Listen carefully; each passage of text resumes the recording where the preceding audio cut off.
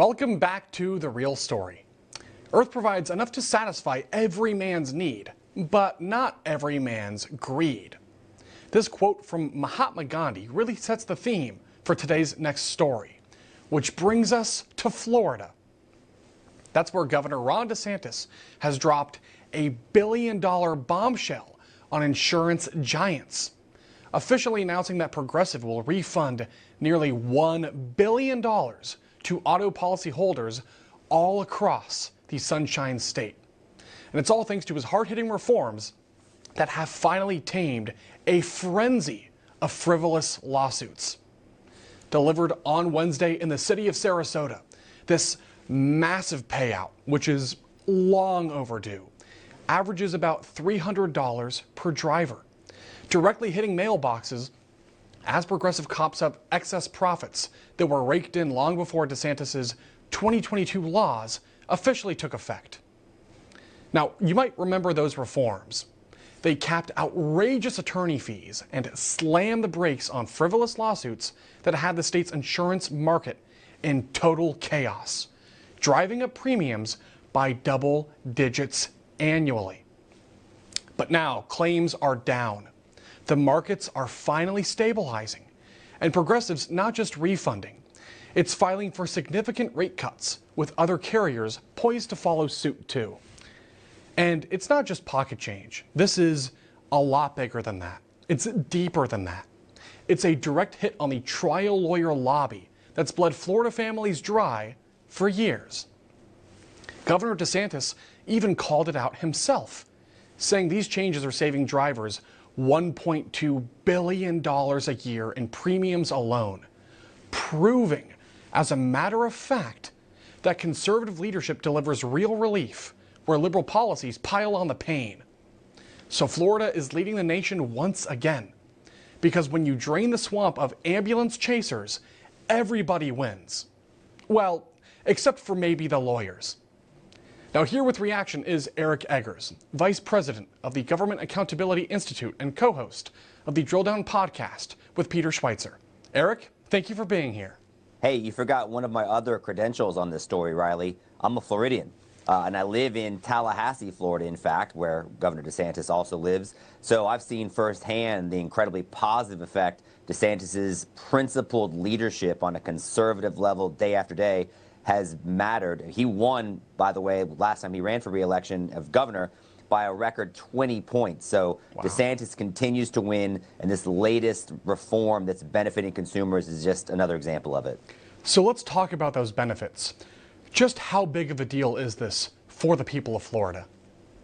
So I actually think this is a very big deal, but not just in the way you've talked about. It's not just about auto insurance rates. The big issue that's plagued Florida, as you can understand, has actually been property insurance. They've had to call special sessions in the legislature. They've always grappled with rising property insurance rates, so much so that it's caused an affordability crisis for many Floridians in terms of just being able to stay in their home. One policy, the idea they're kicking around is eliminating property tax. Part of the reason why they're doing that is because home ownership can be quite expensive in Florida. So the net tail effect of this auto insurance reform, Riley, is that more insurers are going to enter the market, not just because of auto insurance, but because they're going to enter the property insurance market as well. So by solving one problem, the auto insurance market, they're actually helping to solve another as well. It's a big deal.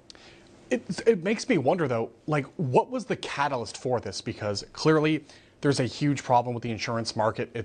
And people outside of the state of Florida feel that too, right? There's a lot of gripes with auto insurance, home insurance. Just ask anybody in this country. So I'm wondering, like, what was the driving catalyst for Ron DeSantis to finally push this reform through? Because it's a really, really big deal, and it's long overdue. So, you know, the Florida Chamber of Commerce has been a very significant influence in the state of Florida for a long time. And they have fought trial lawyers at every turn. Mm-hmm. And the biggest reason why you're seeing these rates come down is because they've been successful at tort reform. You noted there's hard caps on attorneys' fees. The idea that drivers can be sort of predatory and just crash into somebody else and get an insurance settlement. I mean, that's a real thing in the state of Florida. It's like the unofficial pastime of many drivers, especially down in South Florida. So they were able to finally put a stop to that. So it's consumer-driven demand.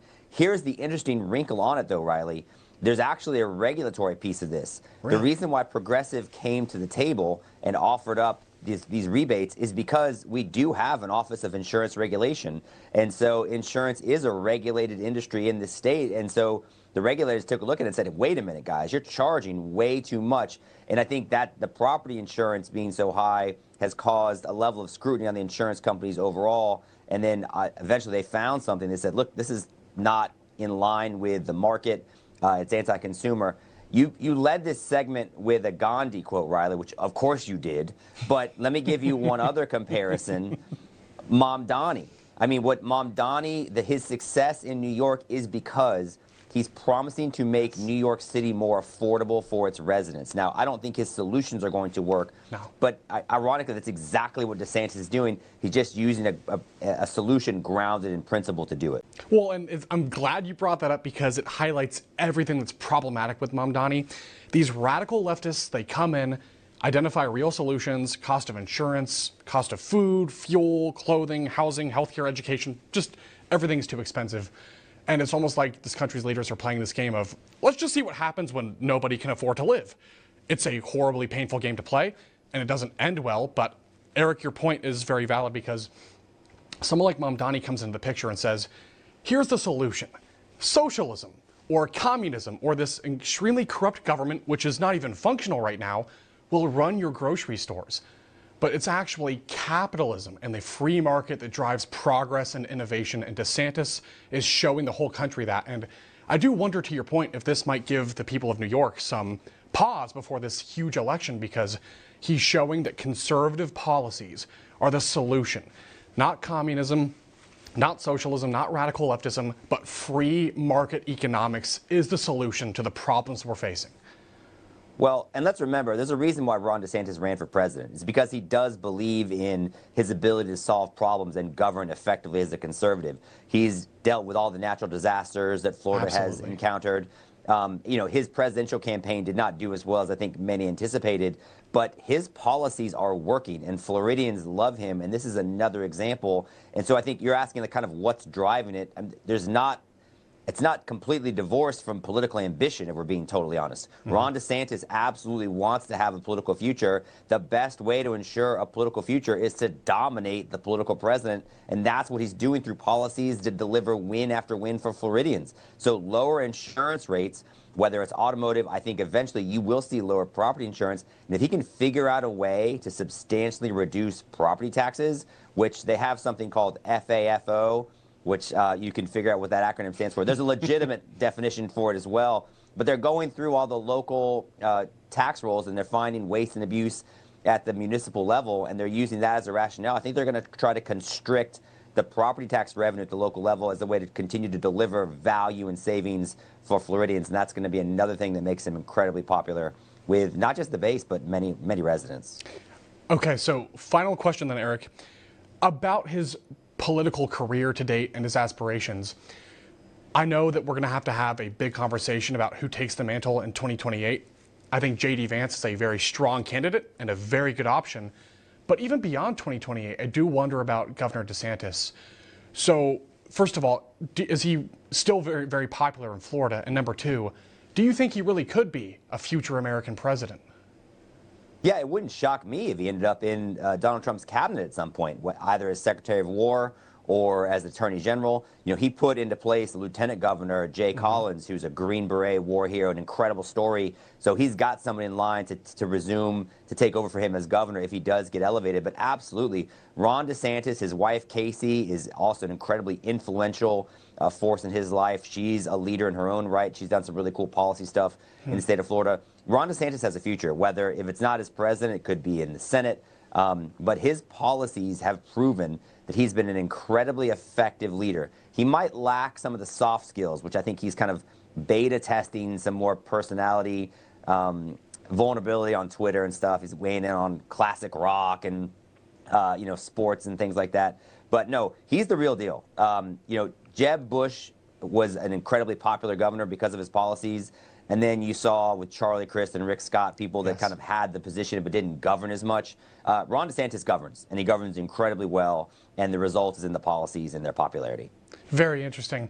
We'll have to see what time spells out here, but I firmly believe at some point, look, we're coming to this place where policy speaks for itself, and DeSantis is clearly one of the most effective conservative leaders we've seen just in modern American history. That's undoubtable. So the rest, I think that'll follow suit, but I'm really interested to see, what this does for the people of Florida and what it could lead to for people in other states as well. So we'll have to see. But Eric, thank you for being here.